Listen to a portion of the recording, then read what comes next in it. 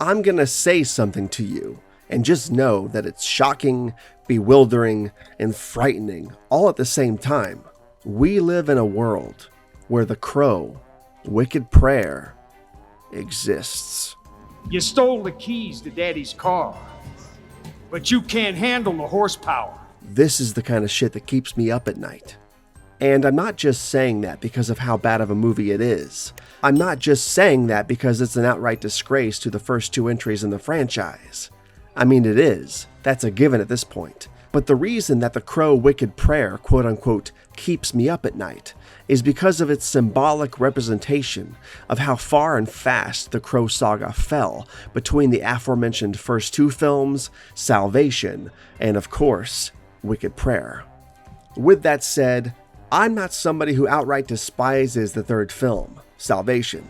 I mean, I've only seen it one time years and years and years ago when it first came out, and I thought it was okay at best, but compared to the first 2 films, Salvation, as decent of a film as it was already a huge dip in quality compared to the first film and City of Angels. And it was a huge indicator that this franchise would not be a theatrical property going forward after this.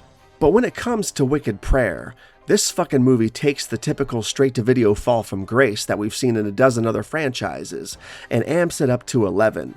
This movie could almost be considered a straight-up parody of the Crow franchise versus an actual sequel within the franchise, and I don't think that was the intention of the filmmakers.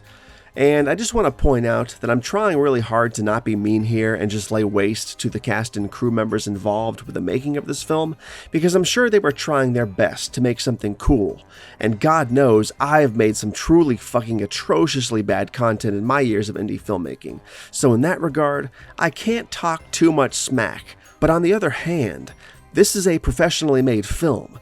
This wasn't made by a ragtag team of underground indie filmmakers with zero budget. This was a professional team of filmmakers, actors, production companies behind them, etc. And we got this. Man, I want to die. I want to die. Do it. Do it, please. And this movie is not the fault of Edward Furlong. The dude can act. We've seen it time and time again. He was even one of the best parts of the Night of the Demons remake. And he's not even inherently bad in Wicked Prayer. In the scenes he's in, he's actually pretty good. But the parts that are bad are really bad. Not just bad, but awkward and cringy bad. But again, this isn't Edward Furlong's fault.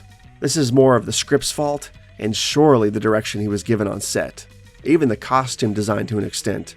I mean, the costume design he has once he comes back from the dead and goes on his hunting spree, and makeup, it's really cringy looking.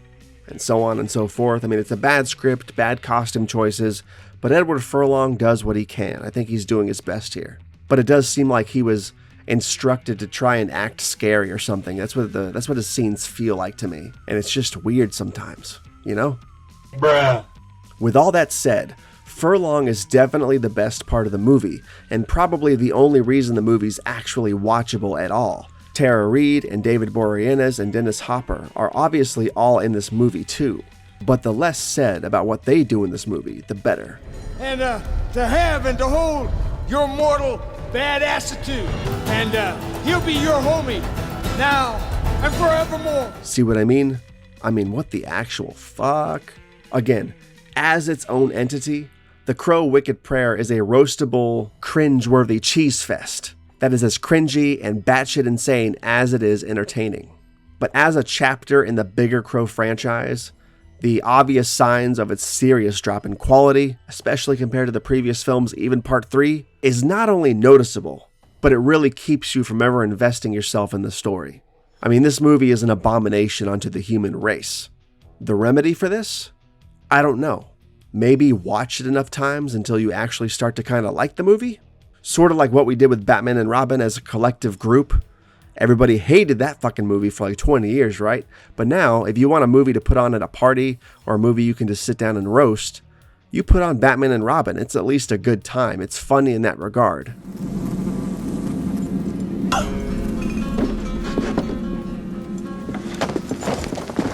Bruh. That's a movie you can have a blast with.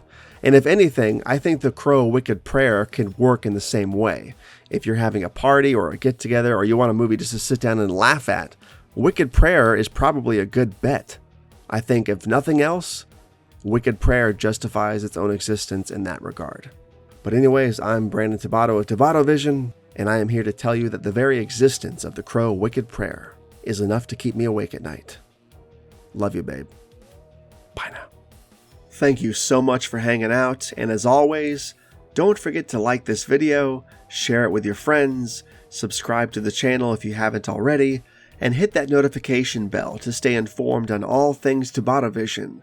And if for some reason you just can't get enough of me and want more, check out my other YouTube channels as well, and feel free to hit me up on social media, where stuff really gets weird. I'll see you next time.